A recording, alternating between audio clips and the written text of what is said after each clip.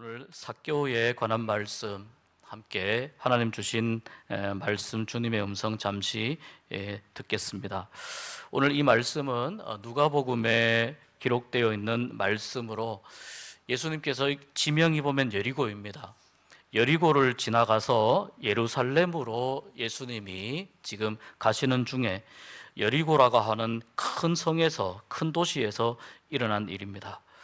사람들이 어떤 행동을 하는 데에는 다 이유가 있습니다. 이유 없이 행동을 하는 경우는 없습니다.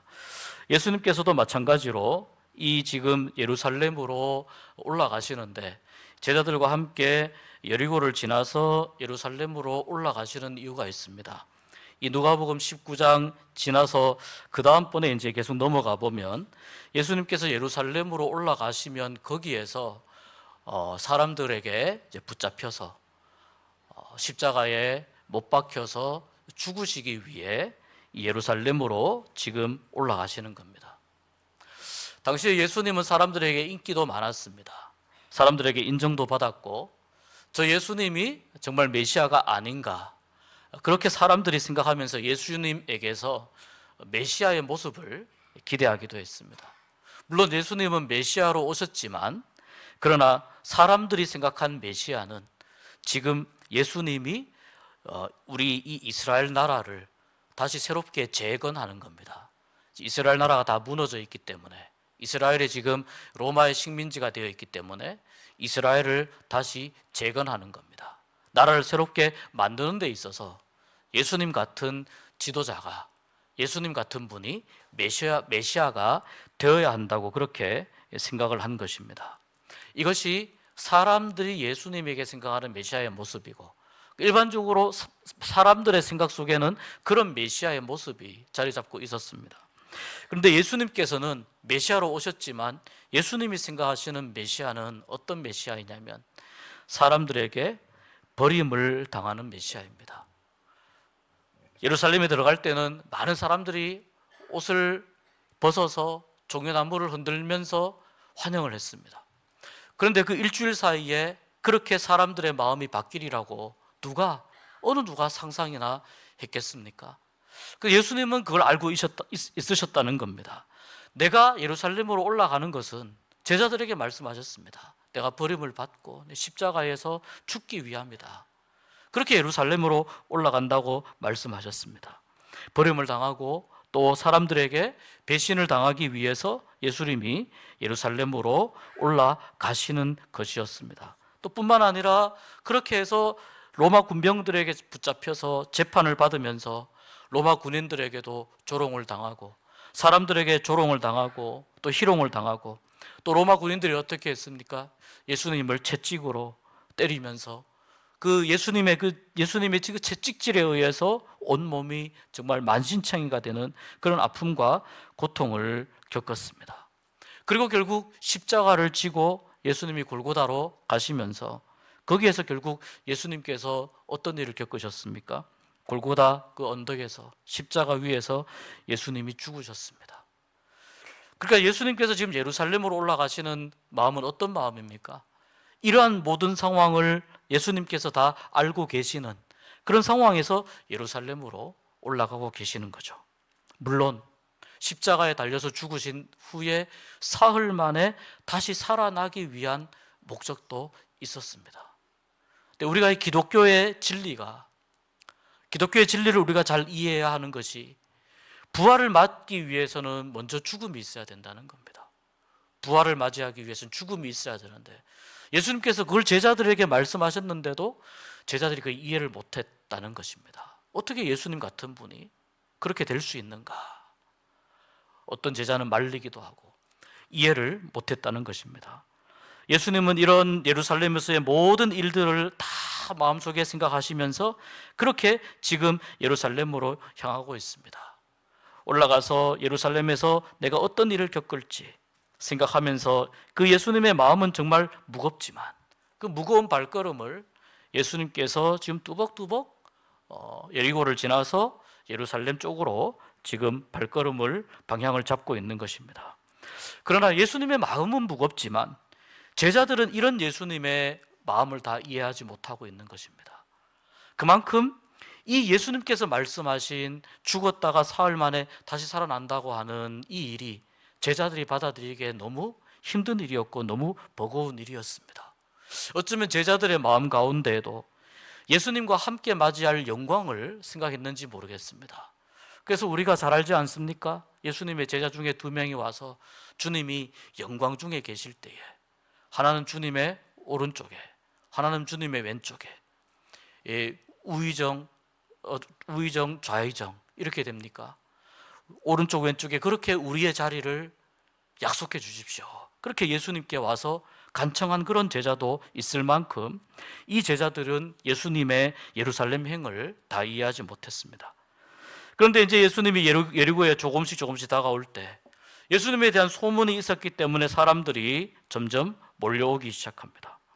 예수님의 그 모습이 또 예수님에 관한 이야기가 사람들에게 많이 알려주었기 때문이고, 또 사람들 역시 예수님을 좋은 분으로 생각하고 예수님을 기적을 일으키는 분, 많은 사람들을 어려움에서 구해낸 분, 사랑이 많으신 분, 이런 여러 가지 많은 예수님에 대한 좋은 소문들을 들었기 때문에 그래서 지금 사람들이 예수님에게 몰려오고 있습니다.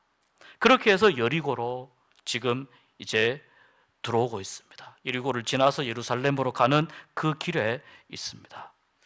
여리고라는 도시가 여러분 참 특별한 도시입니다. 여리고는 세계에서 가장 오래된 도시라고 하는 이름을 가지고 있습니다. 정말 오래된 도시입니다. 그 중간에 이스라엘 백성들이 가나안 땅 들어가면서 여리고성을 이렇게 돌고 일주일간 여리고성을 돌고 마지막 7바퀴 돌면서 여리고성이 무너졌지 않습니까?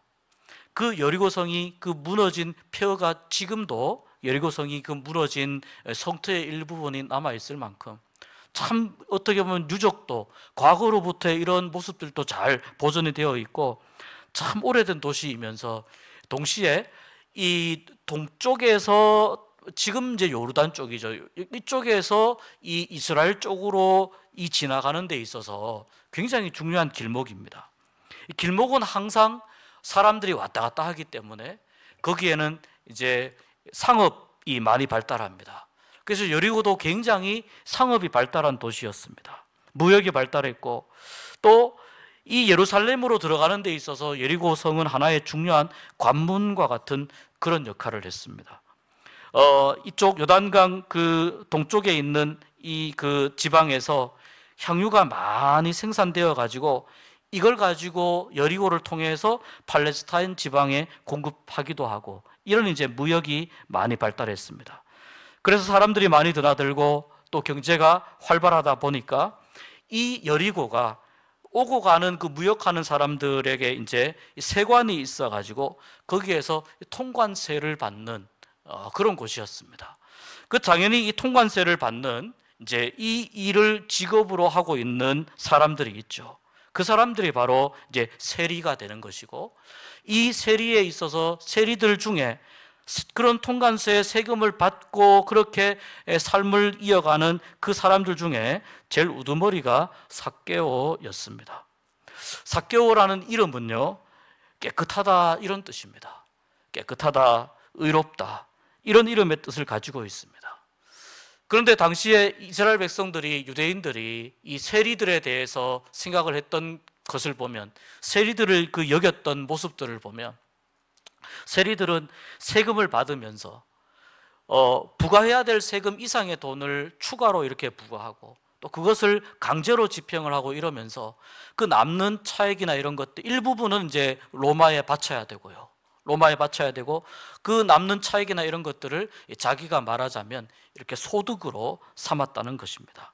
그러니까 삭개오는 청결하고 의로운 사람이라는 뜻을 가지고 있지만 그 세리라고 하는 이 직업 자체가 유대인들에게 있어서 청결하지 않은 사람, 깨끗하지 않은 사람 이런 이제 이미지가 있었던 거예요. 그리고 이제 로마의 세금을 걷어서 로마에 바치니까 당연히 유대인들 입장에서는 말하자면 감정이 안 좋은 로마에 충성하는 그러한 사람으로 생각을 하면서 인식이 그렇게 좋지가 않았습니다. 이 삭개오도 당연히 청결하고 의롭다고 하는 이름을 가지고 있지만 의롭지도 않고 청결하지도 않고, 삭개오의 그 상황을 보면, 또 삭개오가 했던 그런 삶의 모습들을 보면 상당히 삭개오가 교활했다고 합니다. 또 상당히 기회주의자 그런 같은 모습을 가지고 있었다고 합니다. 이러한 모습으로 삭개오가 살아가고 있었습니다. 다른 사람들을 강제로 세금을 부과해서 다른 사람들에게 그렇게 돈을 빼앗아서 살고, 또 조국을 배신해서 살아가는 그런 인생이었을 뿐만 아니라, 그러다 보니까 같은 동족인 유대인들에게 따돌림을 당하는 인생이었습니다. 정당한 방법으로 내가 돈을 벌지 않고 불의한 방법으로 그렇게 돈을 번 사람, 이런 삭개오에 관한 이해가, 인식이 있고, 돈은 그러다 보니까 삭개오가 돈은 많지만 매우 외로운 사람으로 비춰졌습니다. 당시에 사람들이 예수님을 바라볼 때 예수님에 대해서 하는 이야기들이 있었습니다. 예수님이 의로우신 분, 사랑이 많으신 분, 착한 분, 좋은 분, 기적을 일으키는 분, 또 병을 낫게 하시는 분, 또 바람과 파도도 잔잔하게 하시는 분, 이런 예수님에 대한 여러 가지 이야기들이 있었지만, 또 한 가지 사람들이 예수님을 이렇게 예수님을 이해를 했습니다. 예수님은 먹기를 탐하고 포도주를 즐기고 세리와 죄인들의 친구다. 이런 예수님에 대한 또 이야기가 있었습니다. 먹기를 탐한다는 건 뭐예요? 먹는 거 좋아한다는 거예요. 그냥 미식가 이런 느낌은 아니거든요. 그런 느낌이 아니라 정말 막 이렇게 너무 자기의 그 어떤 용량 이상의 음식을 그렇게 탐하는 사람, 이런 느낌이 있는 겁니다. 포도주를 즐긴다는 건 무엇입니까? 포도주를 즐기는 것은 지나친 거죠. 그러니까 포도주를 즐기는 사람 뿐만 아니라, 당시에 세리들을 유대인들이 죄인으로 취급했기 때문에 세리와 죄인들의 친구라고 이야기하는 이 예수님에 대한 이 이야기 속에는, 예수님도 좀 죄가 묻은 사람 아니야? 왜 예수님이 우리 유대인들하고 가깝게 지내야지, 우리 유대인들하고 예수님이 좋은 관계를 맺어야지, 왜 세리와 죄인들과 저렇게 가깝게 지내는 거지? 이런 이제 인식들이 한편으로는 있었다는 것입니다. 그런데 삭개오의 입장에서는, 일반 유대인들의 입장에서는 예수님에 대한 그런 평가가 무언가 좀 약간은 좀 비아냥되는 이런 평가일 수도 있지만, 삭개오의 입장에서는 삭개오의 직업이 세리였잖아요.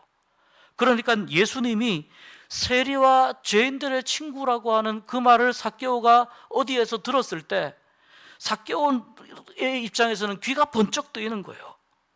아, 내가 지금까지 친구가 없이 이렇게 너무 외롭게 오랫동안 내가 살고 지냈는데 어쩌면 예수님이 나에게 친구가 되어 주실 수 있겠구나. 어쩌면 내 예수님이 나를 친구로 삼아 주실 수 있겠구나. 삭개오의 마음속에 그런 마음이 드는 거예요. 그러니까 예수님이 궁금해지는 거예요. 좋은 분이라는 건 알고 있었지만 얼마나 좋은 분일지, 그리고 나에게 정말 친구가 되어 주실지,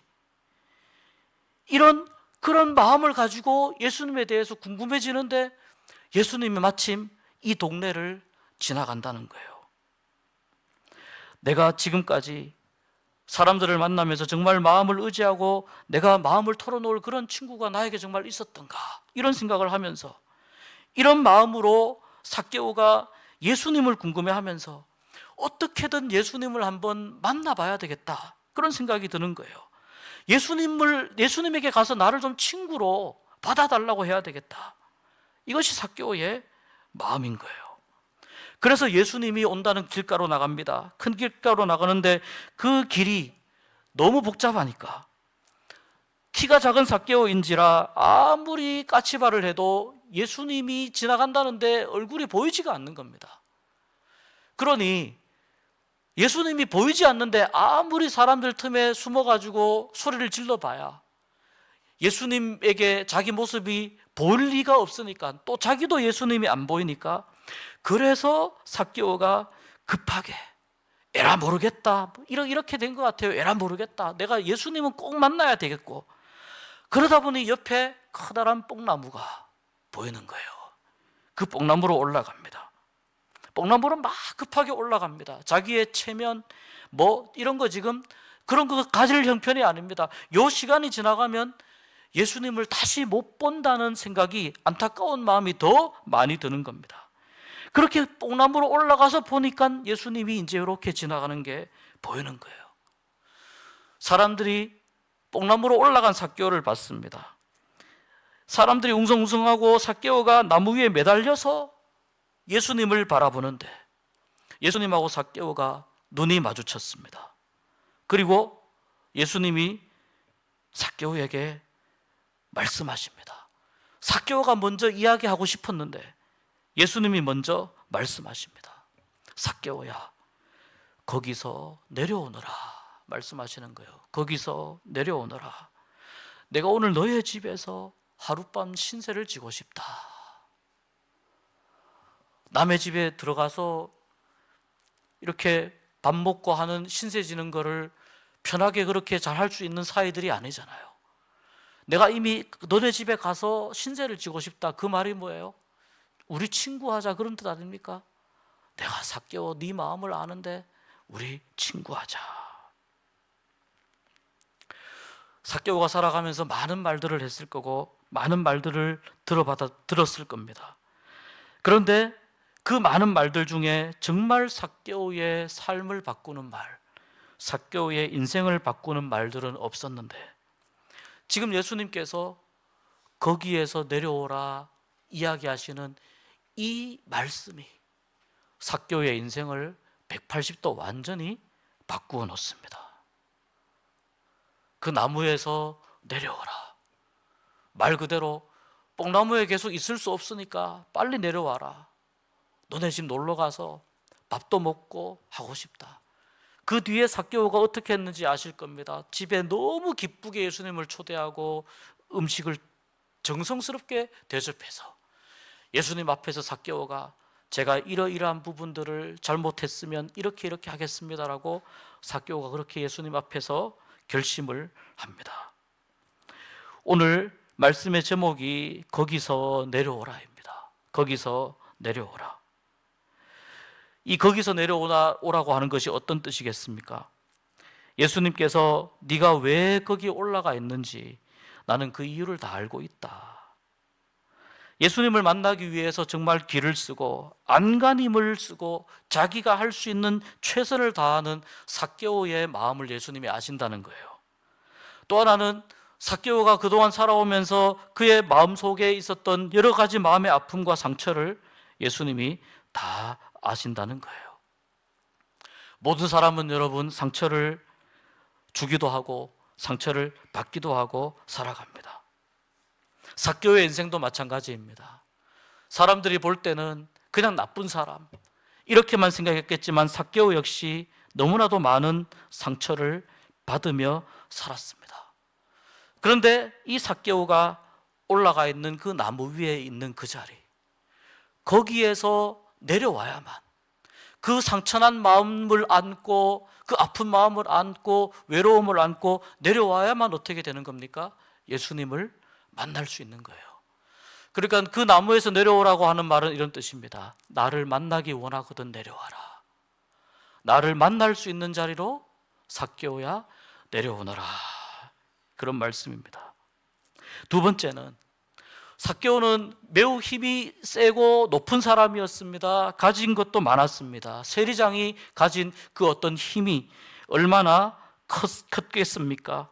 또한 삭개오가 그렇게 살아가려고 하다 보니 삭개오의 마음속에 교만이 그의 마음속에 있었는지도 모릅니다. 내가 어떤 지식적인 교만, 또 내가 어떤 경제적인 교만, 또 내가 이루어 놓은 것을 자랑하고자 하는 그러한 교만, 이러한 교만들이 삭개오의 마음 가운데 가득 있었는지 모릅니다. 예수님께서 거기서 내려오라라고 하는 이 말씀은 네가 지금 위치에 있는 그 교만의 자리에서 지금 내려와야 한다. 거기에서 내려놓고 모든 건 내려놓고 그리고 겸손의 자리로 내려올 때 그 겸손의 자리에서 나를 만나게 될 것이다 라는 것이 예수님의 말씀입니다. 삭개오가 예수님의 이 말씀을 듣고 너무나 기쁜 나머지, 너무나 감사한 나머지 나무에서 내려오게 되죠. 그리고 삭개오가 예수님이 말씀하시는 것처럼 아브라함의 자손이 되었다라고 하는 그러한 선포를 듣게 됩니다. 삭개오야 거기서 내려오라. 이 예수님의 말 한마디가 삭개오의 삶을 완전히 바꾸어 놓았는데, 그런데 참 공교롭게도 예수님께서 일주일 뒤에 사람들에게서 이와 비슷한 말을 들으십니다. 십자가에 달려있는 예수님에게 사람들이 이야기합니다. 네가 메시아라며, 너가 메시아라며, 다른 사람들은 다 구원한다면서 왜 너 자신은 구원하지 못하느냐. 그 십자가에 달려있지 말고 내려와서 너 자신을 구원해 보아라. 사람들이 예수님을 향해서 이야기합니다. 날카로운 가시에 머리가 다 찔려서 얼굴과 채쪽에 맞아서 온몸이 피범벅이 되고, 또 목이 말라서 입술이 갈라져서 입술에서도 피가 새어나오고, 얼굴은 사람들이 뱉은 침과 땀으로 뒤범벅이 되어 있고, 뺨도 맞았습니다. 양손에는 대못이, 양발에도 대못이 박혀서 움직일수록 더 살이 찢어지는 그 고통이 예수님의 온몸을 괴롭게 합니다. 체중으로 인해서 몸이 밑으로 처지면서 숨쉬기 힘들어지고, 또 살이 더 찢어집니다. 숨쉬기 힘들어지니까 이 폐가 압박을 받으니까 제대로 폐가 기능하지 못하며 호흡이 곤란한 그런 상황에서 가쁜 숨을 몰아쉬면서 간신히 십자가에 매달려 있는 그 예수님에게 사람들이 이렇게 이야기합니다. 당신이 메시아라면 그 십자가에서 내려와서 당신 자신을 구원해 보아라. 이렇게 이야기합니다. 삭개오를 향해서 말씀하셨던 예수님의 거기서 내려오라는 외침은 사랑과 연민과 따뜻한 자비의 마음을 담은 회복과 치유를 불러일으키는 외침이었지만, 십자가에 매달려 있는 예수님을 향해서 사람들이 외친 그 외침은 저주와 조롱과 빈정거림과 비웃음을 담은, 그야말로 모든 사람들이 가지고 있는 그 죄악의 뿌리를 다 드러내는 그러한 조롱이었습니다. 예수님께서는 이 말을 십자가에서 들으실 것이라고 미리 예견이라도 하셨던 것인지 모르겠습니다. 그래서 조롱의 이야기가 아니라 따뜻하게 하는, 사람을 위로해주고 회복시키는, 거기에서 내려오라고 하는 그 말이 있다는 것을 가르쳐주고 싶어 하셨던 것 같습니다. 삭개오를 향해서 말씀하시는 그 예수님의 음성이 얼마나 따뜻하고 얼마나 부드럽고 외로운 그 마음을 활짝 열어버리게 만드는 그러한 능력이 있었다는 것을 우리는 오늘 이 삭개오에 관한 말씀을 읽으면서 다시 한번 고백하게 됩니다. 우리는 왜 예수님을 믿고, 또 우리는 왜 예수님에 대한 말씀을 듣고 또 예수님을 우리가 이야기하는지 다시 한번 생각해 보는 시간이 되기를 원합니다. 바로 사람들은 자꾸 올라가려고 하지만, 올라가면 더 잘 보일 것 같이 생각하지만, 그러나 예수님은 내려오라고 말씀하신다는 거예요. 내려와야 거기에 회복이 있다는 거예요. 거기에 더 큰 사랑과 거기에 진리를 깨달을 수 있는 은혜가 있다고 주님이 말씀하시는 겁니다. 내려와야만 예수님을 만날 수 있다고 그렇게 말씀하십니다. 그리고 내려와야만 예수님과 함께 먹고 또 예수님과 함께 마시며 삶의 문제를 해결하고 치유와 회복의 역사를 경험할 수 있다고 말씀하십니다. 우리 모두에게 우리 주님이 따뜻한 마음으로 또 사랑의 마음으로 우리를 향해서 말씀하십니다. 지금 높은 곳에 올라가려고 하느냐고, 높은 곳에 있고 싶어하는 우리의 마음을 향해서 주님이 말씀하십니다. 거기에서 내려오라고 말씀하십니다. 거기서 내려와서 우리 주님을 만나는 자리로 내려오라고. 겸손의 자리로 내려오고 주님을 만나는 자리로 내려올 때 거기에 회복이 있고 거기에서 참된 우리 주님의 구원을 누릴 수 있다고 그렇게 말씀하십니다. 삭개오에게 말씀하셨던 거기서 내려오라. 오늘 이 말씀이 우리들에게도 들려주시는 예수님의 따뜻한 음성이 되어서 우리가 혹시라도 높아지고자 했다면, 우리가 혹시라도 나도 모르게 교만의 성을 쌓았다면 거기에서 내려오는 은혜가 있고 거기에서 회복하는 은혜가 있고 또 거기에서 주님을 더 깊이 만나는 은혜가 있기를 주님의 이름으로 축복합니다.